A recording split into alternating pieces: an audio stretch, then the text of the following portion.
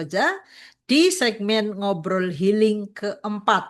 Ya, dari sharing antara pertanyaan dan jawaban ini mudah-mudahan ada banyak hal yang bisa teman-teman semuanya ambil manfaatnya. Kadangkala ketika kita mendengarkan pertanyaan dari orang lain, justru jawabannya yang teman-teman cari ada di situ. Jadi, selamat untuk menyimak ya. Ini pertanyaan pertama dari alumni kelas Writing for Healing ya. Yang pertama, Assalamualaikum Mbak Zaki, gangguan mental terjadi dengan orang dekat dengan saya. Impulsif, terkadang dia mengancam mau membunuh saya. Dia declare aku ingin jadi seorang psikopat. Bagaimana menghadapi orang seperti ini? Ya, caranya mudah, tinggalkan ya. Tapi tidak semudah itu, Mbak Zaki. Kami punya anak-anak, misalnya gitu ya. Nah, disitulah di sharing kemarin, yang sharing ketiga ya, saya sampaikan banyak sekali perempuan yang susah sekali mengambil sebuah keputusan. Sudah tahu dirinya sedang ada di nampan yang kepanasan gitu ya, tetapi dia terus kesakitan di situ, tetapi tidak melakukan apapun untuk dia bisa pergi dari situ. Seperti seekor cacing yang ada di nampan dan di bawahnya ada dinyalakan api. Dia tahu di situ panas, tetapi dia hanya nguget-nguget aja ya. Dia tidak melakukan apapun untuk dia menghindar dari sakitnya itu. Nah, kebanyakan perempuan pun seperti itu, ya. Dia tahu dia tersakiti, tetapi dia tidak punya kekuatan untuk bisa melakukan sesuatu, ya, untuk pergi dari keadaan tersakiti itu. Saya tidak tahu kenapa, ya. Mungkin Anda bisa tanyakan ya kepada diri Anda sendiri, ya. Kenapa kok bisa terjadi seperti itu? Gitu. Kalau memang Anda sudah tidak kuat gitu ya, apalagi orangnya semacam psikopat, kadang mengancam mau membunuh. Kalau memang tidak kuat, ya silahkan untuk pergi dari kondisi itu. Kalau masih kuat, ya silahkan untuk ditabah-tabahkan gitu ya. Dan saya juga tidak tahu bagaimana kondisi di dalam keluarga yang kita di situ tuh terancam. Itu saya tidak bisa membayangkan seperti apa gitu ya. Jadi eh mohon maaf sekali ya. Mungkin saya tidak bisa membayangkan kondisinya seperti apa. Cuma ketika kita hidup bersama orang yang psikopat gitu ya, sudah mengancam mau membunuh kita gitu ya. Itu ya kita pasti sakit mental. Nah, tinggal pilihannya Anda akan terus-terusan sakit mental atau Anda punya pilihan untuk menentukan hidup Anda selanjutnya jauh lebih baik. Itu seperti apa? Ya, jadi pilihannya di tangan Anda sendiri. Bagaimana Anda akan memutuskan kehidupan Anda ke depannya? Apakah mau seperti itu terus? Dan kita tahu hidup bersama orang yang psikopat gitu, itu pasti membuat kita sakit mental. Atau Anda punya kekuatan, keberanian untuk memutuskan satu hal yang mungkin itu bisa membuat Anda jauh lebih sehat, jauh lebih baik ya, menjalani hidup dengan lebih tenang dan lain sebagainya. Jadi silahkan diputuskan karena bagaimana mengubah orang psikopat saya juga pastinya susah ya. Bahkan mengubah suami kita yang normal saja gitu ya, itu tidak bisa.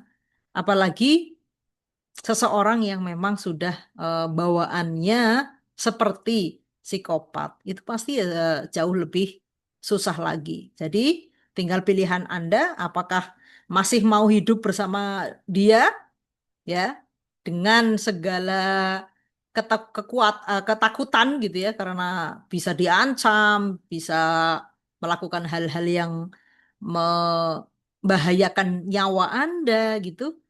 Anda masih mau hidup seterusnya bersama orang yang seperti itu? Ya, kalau bersedia, ya silahkan. Kalau Anda bisa memilih gitu ya untuk sesuatu yang lebih baik untuk diri Anda, ya silahkan untuk memiliki keberanian memutuskan ya yang terbaik untuk Anda seperti apa gitu. Oke.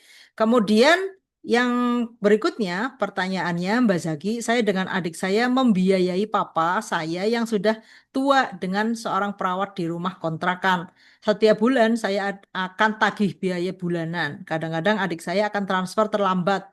Kadang nunggak sampai 2 bulan. Kadang akan bilang ekonomi lagi kurang bagus dan bayar bulan depannya. Ini sudah berjalan 6 tahun terakhir. Ada beberapa kejadian adik saya kurang ikhlas jika ada biaya yang lebih besar dan akan nanya detail dan ungkit-ungkit. Kadang dia ada keluar biaya lebih. Saya pun kadang ada keluar biaya lebih, tapi nggak pernah saya ungkit. Saya sudah berusaha agar menjalani ini dengan senang hati, tidak menjadi beban. Tapi sering ada perasaan nggak enak jika sudah saatnya hitung-hitungan biaya. Hati gundah, takut, merasa nggak nyaman. Saya selalu mencoba bersyukur dan melihat hal-hal positif dalam hal ini. Dan bahagia dengan keadaan sekarang. Menikmati saja. Bagaimana saya agar tidak terbebani dan menjalani dengan gembira. Ya, untuk urusan uang itu memang harus detail ya. Ibu ya yang bertanya. Karena urusan uang itu memang sangat sensitif. Uang itu sangat sensitif.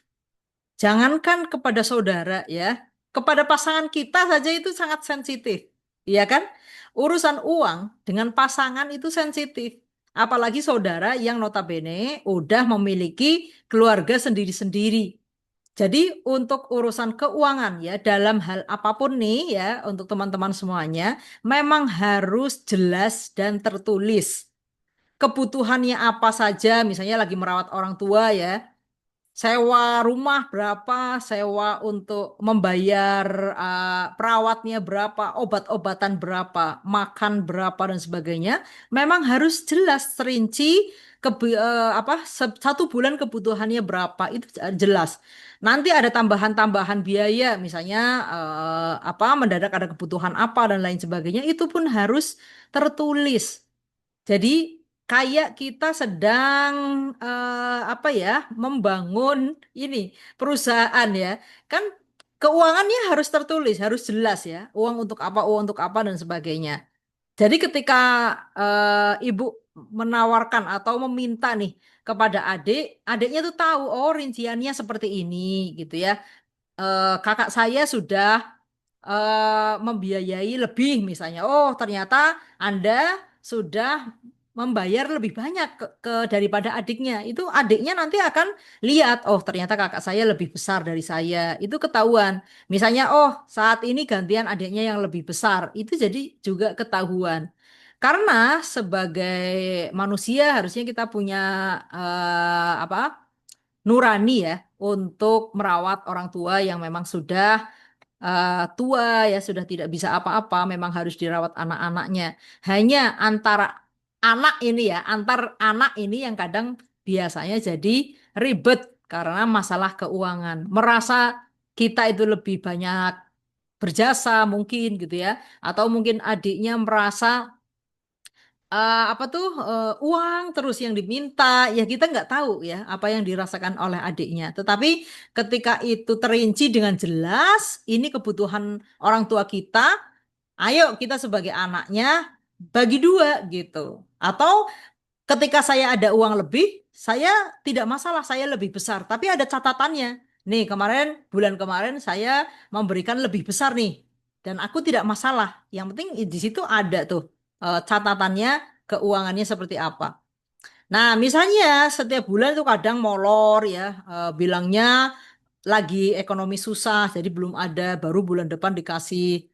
Untuk menghindari hal-hal yang seperti ini ya, ya saya tahu sekali ya, urusan uang gitu kayak pengemis jadinya ya, minta-minta, ayo dong dibayarkan ini untuk kebutuhan orang tua kita. Itu kan kayak pengemis gitu. Saya paham sekali bagaimana rasa nggak enaknya gitu. Nah, karena memang ada kadang anak yang kurang pengertian seperti itu ya. Jadi ditagih dulu baru akan bayar. Bahkan sudah ditagih aja bayarnya bulan depan gitu ya. Nah, meskipun kondisinya mungkin secara ekonomi jauh lebih baik dari yang dikatakan gitu ya, tetapi ada aja kadangkala tuh alasan gitu ya untuk menunda apa yang menjadi kewajiban dia. Nah, mungkin untuk mengurangi ya rasa setiap bulan tuh harus ngegrundel gitu ya. Setiap bulan harus urusan duit sama adik gitu ya. Setiap bulan harus apa berurusan kayak pengemis, minta uang lagi gitu ya ke adiknya. Harusnya kan adiknya sendiri yang punya kesadaran ya, belum ditagih sudah ngasih misalnya itu kan keren gitu ya. Kita nggak harus minta-minta kayak pengemis gitu ya. Nah, tapi ketika adiknya belum punya kesadaran itu ya sudah, mungkin bisa diatasi dengan nggak setiap bulan, bisa dirapel misalnya setengah tahun sekali atau mungkin setahun sekali sekalian gitu ya, atau mungkin 3 bulan sekali, jadi nggak setiap bulan ibu harus berurusan dengan adik hanya untuk urusan keuangan. Barangkali ini bisa mensiasati ya, sehingga nggak setiap bulan tuh kayak hati tuh terkoyak gitu ya, urusan keuangan dengan saudara. Barangkali mungkin seperti itu ya. Yang pertama harus jelas memang urusan uang ini ya, harus rinci kegunaannya apa ya, bagi 2 atau bagi 3 dengan saudara yang ada gitu.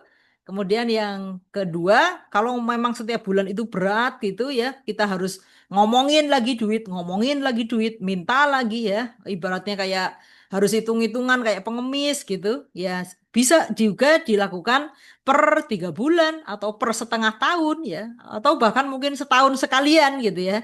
Yang penting urusan uang ini dengan adik saya setahun sekali aja lah gitu ya. Jadi nggak enaknya setahun sekali doang gitu. Itu mungkin bisa disiasati seperti itu sehingga nggak setiap bulan itu urusan keuangan dengan saudara. Ya memang urusan uang ini memang sensitif ya Ibu, gimana-gimana meskipun kayak sudah kita ikhlaskan ya, ya sudahlah ini orang tua saya gitu ya.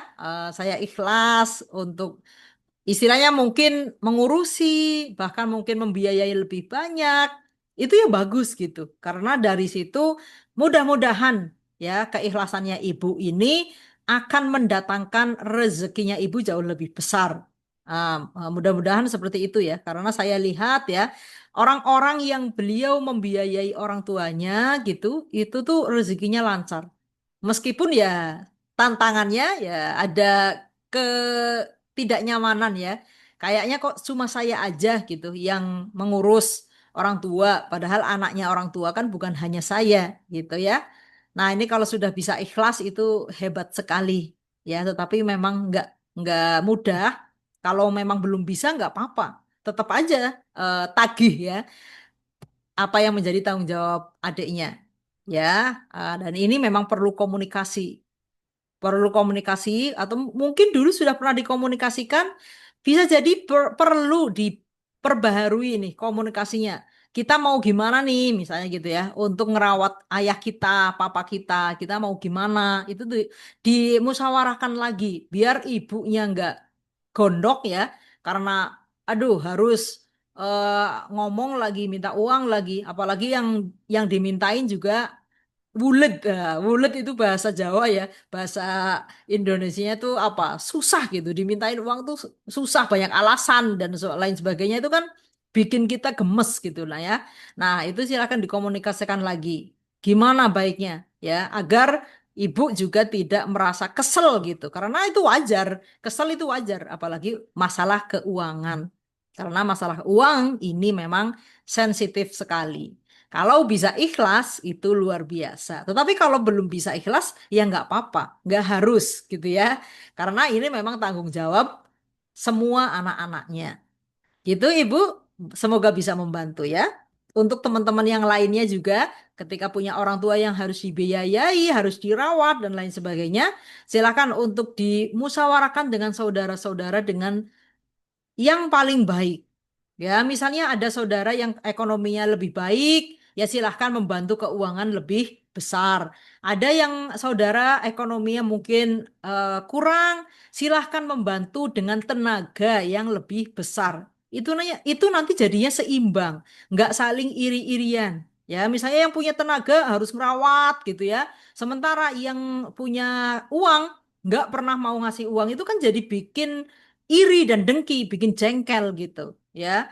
Kalau ada yang di luar kota ya berarti dia harus ikut membantu nih ya saudaranya yang merawat orang tuanya di rumah. Karena merawat orang tua itu nggak mudah ya. Jadi kalau ada yang di luar kota berarti dia harus membantu materi karena moral yang di apa lakukan oleh saudara yang di rumah gitu yang di langsung merawat orang tua itu dia nggak ngerasain gimana mentalnya ya gimana susahnya ngerawat orang tua kan dia nggak ngerasain ya materinya lah yang harus besar gitu ya jadi ini memang kalau untuk urusan orang tua ya harus dibicarakan baik-baik antar saudara ya kalaupun ternyata susah dan sulit gitu ya untuk bisa klop untuk bisa kerjasama dalam merawat orang tua ya mudah-mudahan niatnya teman-teman semuanya dalam merawat orang tua ini dibalas ya oleh Allah Subhanahu wa taala dengan kebaikan yang jauh lebih baik. Nikmat sehat ya, nikmat harta rezeki yang apa lancar, nikmat anak-anak yang berprestasi ya. Itu tuh juga nikmat-nikmat yang mungkin jarang kita rasakan ya, jarang kita akui gitu ya. Barangkali itu adalah berkat dari kita merawat orang tua kita. Kalaupun ada saudara yang tidak mau ikut campur untuk merawat orang tua, ya sudah biarkan saja, ya, karena kita itu menuai karma kita sendiri. Kalau kita banyak berbuat kebaikan, ya insya Allah kita akan menerima kebaikan-kebaikan itu. Jadi kita tidak perlu, aduh aku kok terlalu banyak nih ngerawat orang tua. Si saudara cuma sedikit doang, itu pun susah sekali kalau diminta. Ya sudah nggak apa-apa. Karena yang namanya energi itu tidak akan salah arah, tidak akan salah tujuan. Kalau kita memberikan energi dengan energi lebih besar, itu pasti akan kembali ke diri kita sendiri. Jadi tidak usah risau ya. Bisa untuk kesehatan kita, bisa rezeki kita, bisa untuk keharmonisan keluarga kita, ya, bisa dalam cair dalam bentuk anak-anak kita yang berprestasi, dimudahkan jalannya dan lain sebagainya. Jadi ketika kita menabur energi positif, ya, dan kita ikhlas di situ, kita tidak akan rugi karena sejatinya kita sedang menabur untuk kita tuai sendiri, gitu ya. Baik, berikutnya Mbak Zaki izin bertanya, apakah kemampuan menulis itu bisa menghilang? Atau adakah penyebab ketika dulu kita bisa menulis, bahkan bisa panjang dan bagus, tapi tiba-tiba kita tak ingin menulis seperti hilang keinginan menulis, padahal menulis itu sangat banyak manfaatnya. Terima kasih sebelumnya Mbak Zaki. Ya, bisa ya. Sebagaimana kita masak misalnya ya. Terus kita dulu pinter masak gitu ya. Terus diabaikan tidak pernah masak lagi. Akhirnya kita harus belajar lagi ya dari awal. Meskipun masak itu jelas lebih susah daripada nulis. Karena nulis semuanya kita bisa sebenarnya ya. Nulis di seperti yang saya sampaikan di kelas gitu ya. Menulis adalah satu keterampilan yang paling awal diajarkan oleh orang tua kita. Jadi waktu dulu kita masih kecil, itu keterampilan pertama kita suruh ngapain sih? Suruh belajar nulis kan, pegang pensil gitu ya, suruh orat-orat di buku gitu. Jadi sebenarnya keterampilan ini tidak hilang, tetapi kemampuan merangkai katanya yang mungkin akan semakin menurun kalau kita nggak menulis-menulis. Karena apa? Ya karena menulis itu seperti yang saya sampaikan di Writing for Healing ya, itu adalah kita sedang menyambung saraf-saraf di otak kita. Jadi menulis itu bukan hanya sekedar menulis, tetapi menulis adalah bagaimana kita mengasah cara berpikir kita. Ya, apa yang kita rasakan, apa yang kita pikirkan di hati itu dituangkan ke dalam kata-kata ya. Itu kan bagaimana kita memproses cara berpikir ya. Bagaimana kita critical thinking kita berjalan itu ketika kita nulis. Kalau kita lama nggak nulis, ya bisa jadi itu akhirnya melemah gitu ya. Dulu bisa nulis panjang-panjang, bisa nulis apa tuh bagus-bagus. Kok ketika sudah lama nggak menulis kayaknya kesulitan. Ya wajar karena kita harus kayak merangkai ulang gitu ya. Makanya saya masih menulis, bahkan menulis apa tuh? Bukan hanya menulis tangan ya.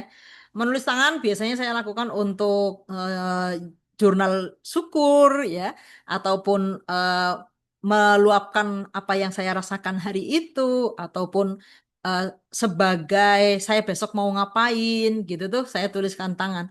Tetapi ketika saya menulis juga untuk misalnya bikin status gitu ya, bikin artikel atau mungkin mengkonsep video, itu kan perlu saya tulis dulu tuh ya.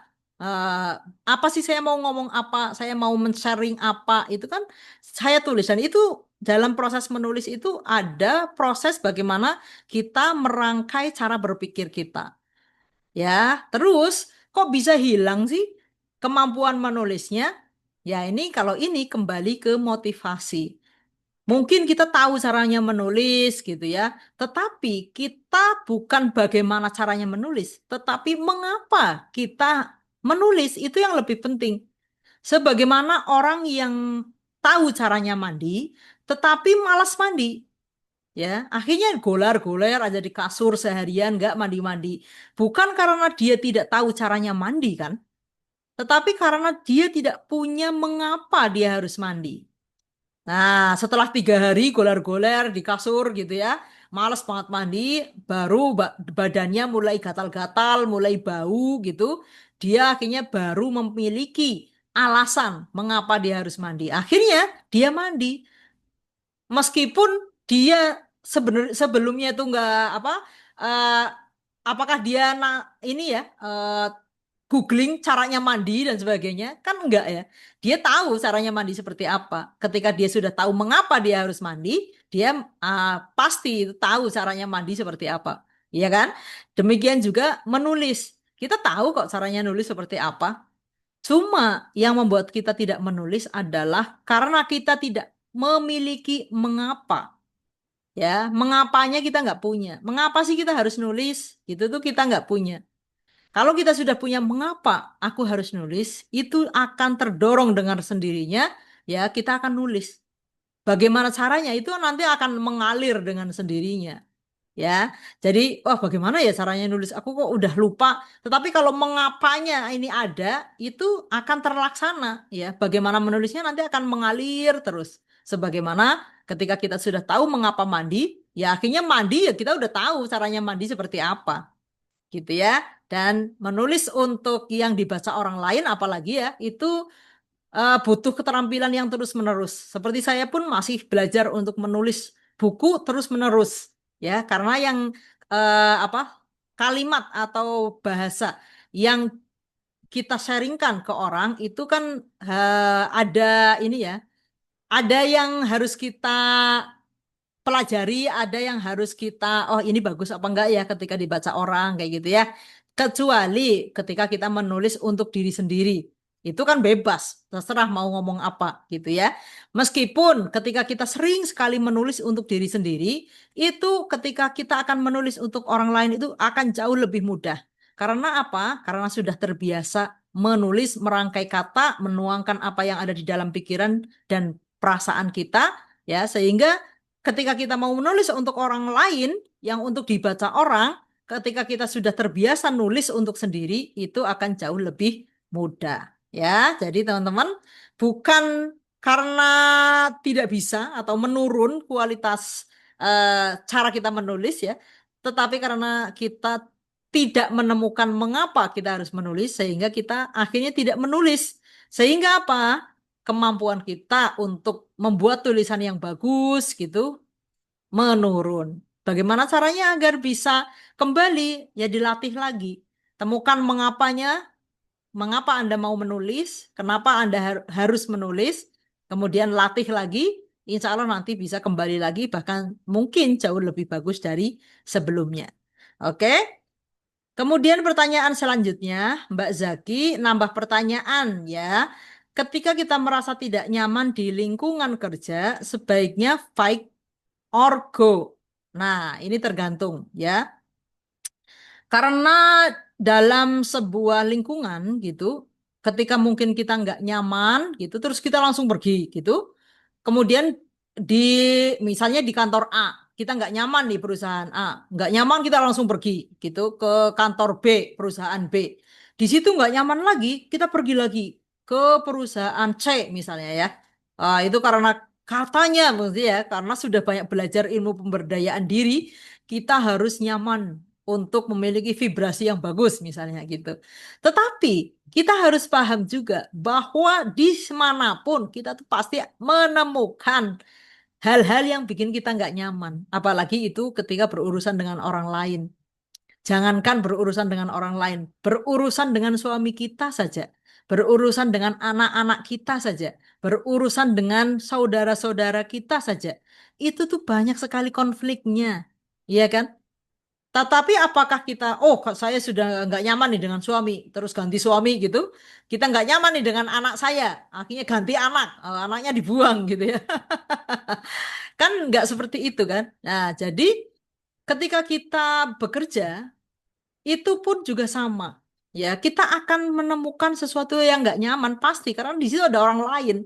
Apalagi perusahaan itu kan banyak sekali orang di situ dan itu dari berbagai macam karakter. Ya ada orang Jawa, orang Sunda, orang Sumatera yang semuanya itu berbeda-beda. Nah, kalau kita setiap nggak nyaman pergi, terus kita mau belajar untuk bisa menyesuaikan diri dengan karakter yang berbeda-beda, kapan? Ya, jadi di sini bisa dua hal. Bisa fight di situ, bisa juga pergi. Saatnya bagaimana? Kita bisa fight di situ ketika Anda memang memiliki nilai yang bisa bertumbuh di situ. Misalnya, oh, perusahaan ini memang nggak bikin saya nyaman nih ya, tetapi di sini leadership saya bisa berkembang, misalnya. Itu ya bertahanlah di situ. Ada nilai yang membuat Anda tetap bisa bertahan karena Anda berkembang. Atau misalnya, wah, saya nggak cocok ini di sini. Tetapi di perusahaan ini tuh ada kegiatan yang saya banget nih, gitu ya. Misalnya kegiatan religinya atau kegiatan sosialnya itu tuh saya suka banget. Nah, misalnya ya, berarti kan masih ada value yang dimiliki perusahaan itu yang Anda itu merasa diri Anda banget di situ. Karena kalau suruh 100% nyaman, ya nggak bisa. Namanya bertemu dengan orang itu pasti ada gesekan. Anda kalau mau nyaman ya kerja sendiri di rumah ya. Itu pun tetap pasti ada yang nggak nyaman. Ketika kita menghasilkan uang gitu ya, itu pasti berhubungan dengan orang kan. Karena kita mendapatkan rezeki kan lewat perantara orang. Bukan ujuk-ujuk dari langit nyemplung di rekening kita. Ketika kita berhubungan dengan orang, di situ pasti ada gesekan. Di situ pasti ada hal-hal yang bikin nggak nyaman, itu pasti ada. Jadi mau bekerja sendiri atau bekerja di lingkungan orang-orang ya di perusahaan, itu semuanya memiliki potensi tidak nyaman. Tinggal tidak nyamannya ini mau dibawa kemana ya. Tapi kalau memang sudah toksik banget gitu ya, wah ini di perusahaan ini tuh saya selalu dibully ya, saya difitnah gitu ya. Atau mungkin ada orang-orang yang berbuat jahat misalnya ya. Nah, itu silakan Anda pergi karena memang di situ sudah sangat toksik. Di situ tidak ada nilai-nilai yang Anda eh, memiliki prinsip yang sama dan Anda senang di situ. Anda bisa berkembang di situ nggak ada. Ya, itu silakan Anda keluar. Anda bisa mencari perusahaan yang lebih menghargai diri Anda. Ya, jadi ini nggak nyamannya itu perlu didefinisikan lagi, nggak nyamannya seperti apa, ya, baru Anda memutuskan harus fight atau pergi. Fight boleh ketika di situ memang ada value yang bisa membuat diri Anda berkembang di situ. Ya, entah secara ekonomi, secara skill, ya. Oke, di sini saya nggak apa-apa, di nggak nyaman. Tetapi skill saya dalam hal ekspor impor misalnya ya, di situ Anda apa bisa berkembang. Nanti suatu saat bisa bikin perusahaan sendiri misalnya. Itu nggak apa-apa, Anda bertahanlah di situ ya atau wah ini tuh nggak nyaman nih perusahaan tapi ada hal-hal yang membuat saya itu sangat berharga ya saya menjadi orang yang lebih rendah hati semakin hari semakin banyak pelajaran hidup yang saya terima misalnya bos Anda itu selalu bikin training setiap bulan ya. Jadi di situ tuh Anda mungkin ada yang bikin nggak nyaman, tetapi Anda berkembang di situ karena bos Anda setiap bulan ngadain training misalnya, ya. Ketika di situ itu ada nilai diri Anda yang bisa dikembangkan, bertahanlah. Tetapi kalau memang sudah toksik banget, diri Anda tersakiti di situ, Anda tidak memiliki sesuatu yang bisa dikembangkan gitu, Anda juga tidak punya apa tuh namanya eh hal positifnya itu sedikit banget gitu ya, cuma dapat gaji aja gitu, ya silahkan untuk memilih berpindah ya, mencari pekerjaan baru. Tetapi sekali lagi kalau sedikit-sedikit tidak nyaman pergi gitu ya itu nggak baik juga gitu ya. Jadinya Anda tidak akan pernah belajar bagaimana menyiasati bekerja sama dengan orang. Ya, bagaimana menyelesaikan masalah ketika bermasalah dengan orang. Gitu ya. Kemudian pertanyaan terakhir, izin bertanya Mbak Zaki. Rasa iri itu seringkali jadi jebakan, nambah kebencian dan diri kita jadi sok benar. Nah, saat menulis seringkali mendapatkan jawaban kenapa kita terjebak dari rasa iri. Tapi kadang bingung juga cara memvalidasi atau cara cari solusi agar nggak terjebak dari rasa iri. Nah, bagaimana ya tipsnya untuk mengurangi rasa iri? Nah, setelah ditulis, yang keluar apa? Kenapa kok ada rasa iri?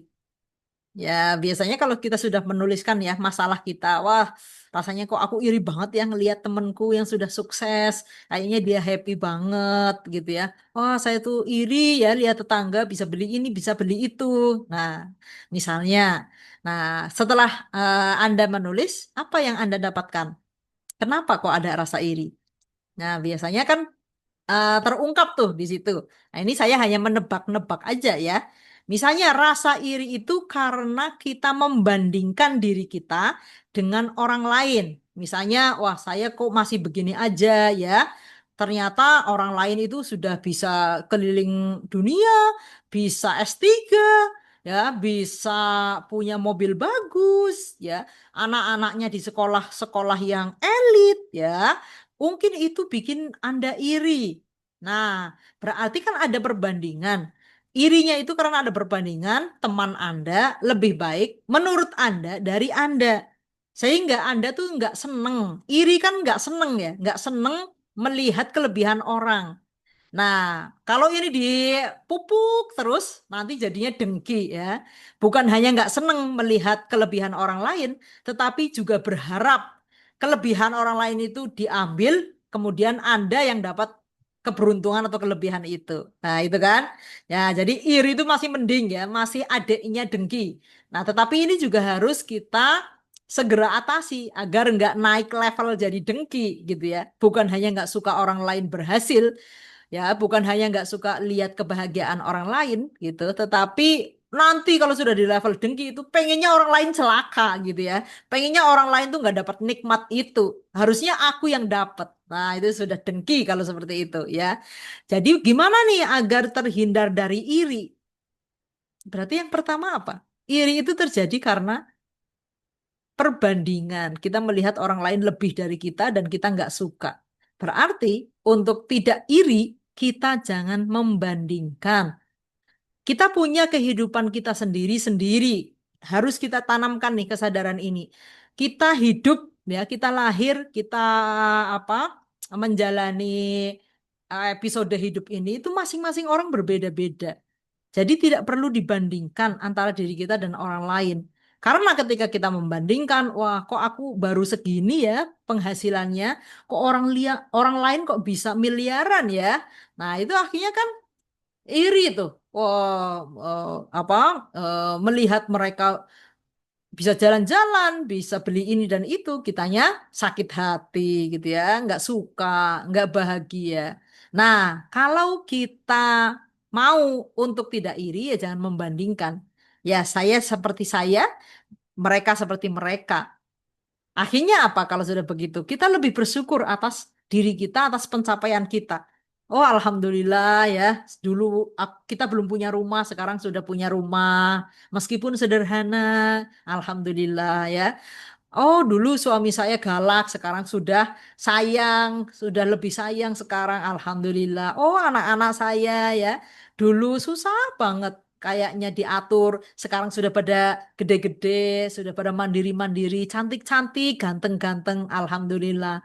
Ketika kita sudah banyak bersyukur atas kehidupan kita, atas diri kita, ketika kita melihat orang lain itu kita jadi ikut seneng. Wah, iya sih teman saya itu ya sudah bisa keliling dunia, bisa punya mobil bagus, rumahnya bagus. Oh, alhamdulillah, aku ikut bahagia melihatnya gitu ya. Atau mungkin, oh, temanku ya sudah naik pangkat. Gajinya sudah 2 kali lipat. Alhamdulillah, ikut seneng dengan kebahagiaannya. Nah, ini kalau sudah bisa seperti ini, itu luar biasa. Tetapi apakah mudah? Iya, inilah penyakit kita ya, penyakit kebanyakan orang, apalagi perempuan. Itu susah sekali melihat orang lain bahagia, ya. Orang lain bahkan apa? Hanya pamer, menurut bukan pamer sebenarnya ya, hanya upload makan gitu ya. Kita sudah iri, oh, kayak gitu aja dipamerin gitu ya. Kita tuh responnya tuh udah nggak enak gitu ya. Ada eh, teman kita mungkin dia upload sedang sama pasangannya. Kitanya iri. Wow, kayak gitu aja dipamerin, sok romantis gitu ya. Nah, ini yang perlu kita kelola. Kalau bahasa Islamnya itu tazkiyatun nafas ya. Kita membersihkan diri kita.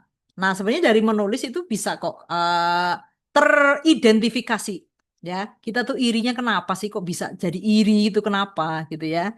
Nah, apalagi teman-teman yang sudah belajar di kelas suami saya ya, kelas vibrasi, itu tuh di situ kan disampaikan ya bahwa orang lain adalah bagian dari diri kita juga karena everything is one ya.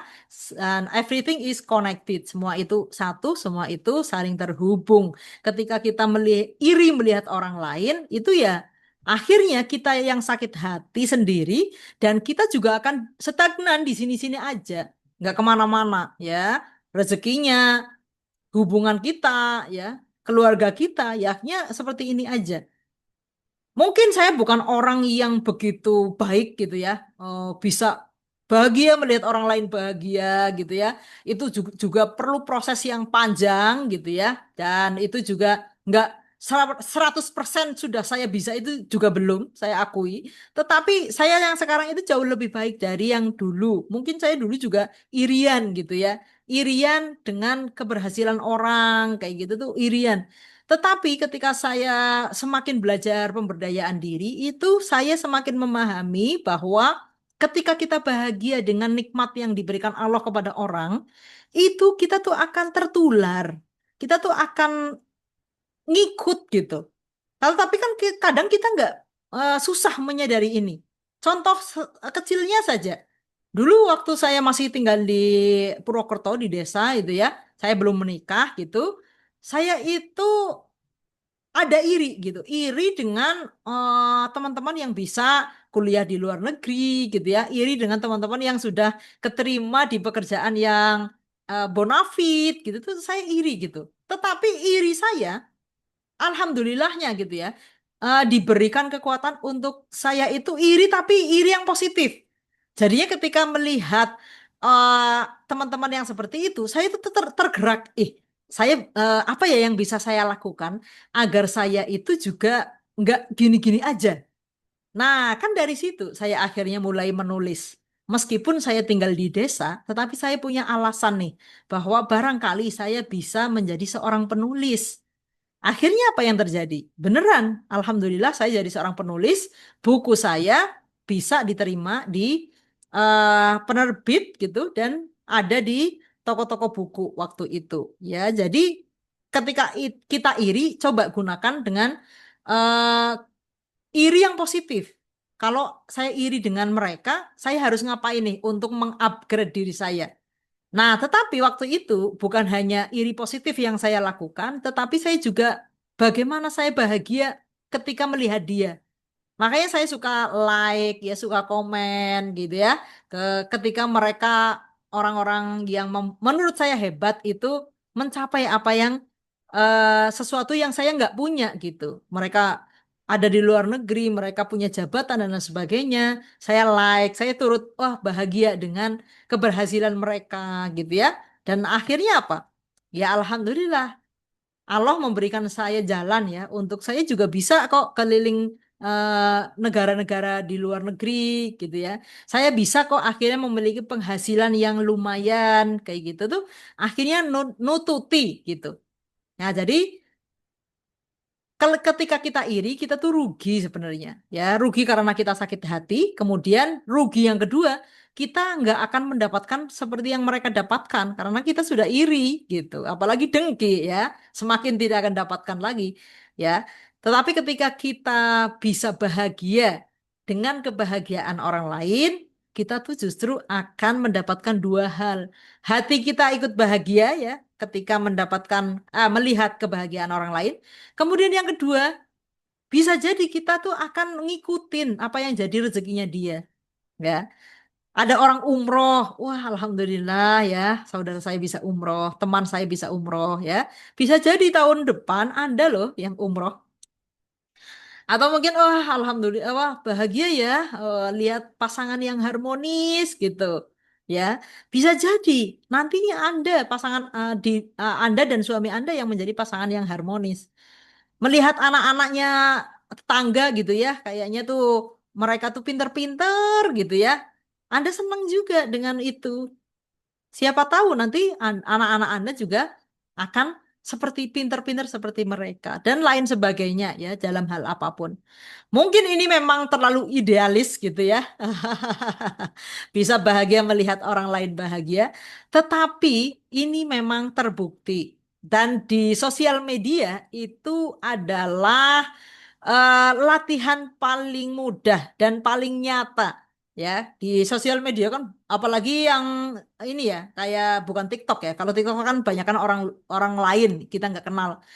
Yang suka kita iriin kan orang yang kita kenal kan. Ya misalnya Facebook atau Instagram gitu ya. Orang yang kita kenal gitu. Wah, dia ngupload apa, wah, bagaimana reaksi kita. Itu tuh di situ tuh pertarungannya. Saya pun belum 100% menjadi orang yang bisa bahagia melihat orang lain bahagia itu belum gitu ya. Tetapi saya sekarang jauh lebih baik ketimbang yang dulu karena saya merasakan sendiri efek dari ketika saya bahagia melihat orang lain bahagia ya. Kecuali orang itu ya kalau saya bisa definisikan ya, kecuali kalau orang itu nggak menghargai saya, mungkin saya akan tidak bisa gitu ya untuk kesulitan untuk bisa menghargai dia juga. Dan saya rasa itu saat ini buat saya itu ya satu ketegasan buat saya bahwa saya memiliki prinsip orang yang menghargai saya hargai ya.